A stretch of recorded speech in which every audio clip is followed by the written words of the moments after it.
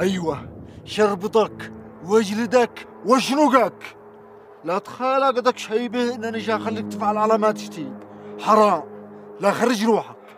عب عليك يا أحمد عيد، أولا حين أنت ابن شيخ بتخيلك إنك عتينا الناس وتجبر عليهم. كنا نتكلم باحترام مع الشيخ أحمد ضربه وقرنك. اسمع يا يحيى، أنت الذي عتهن نفسك أكثر من هذا إذا ما قلعت الزرع من جربتي.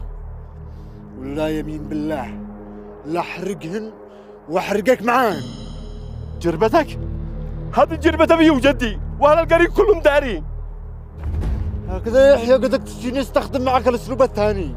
ما عاد باقي يا أحمد بعد الأسلوب هذا، قد أنت بتهينني وربطتني، ما عاد باقي يا أحمد. كنا الشيخ أحمد ضربه وقرنك.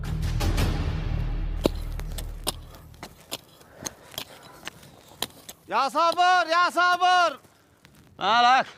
أحمد بن شيخ مع حق المرافقي ضربوا أبوه وربطوه. ما هو ضربوا أبي وربطوه؟ أيوة، الشيخ أحمد مع حق المرافقين ربطوا أبوه في مقسم الربعة.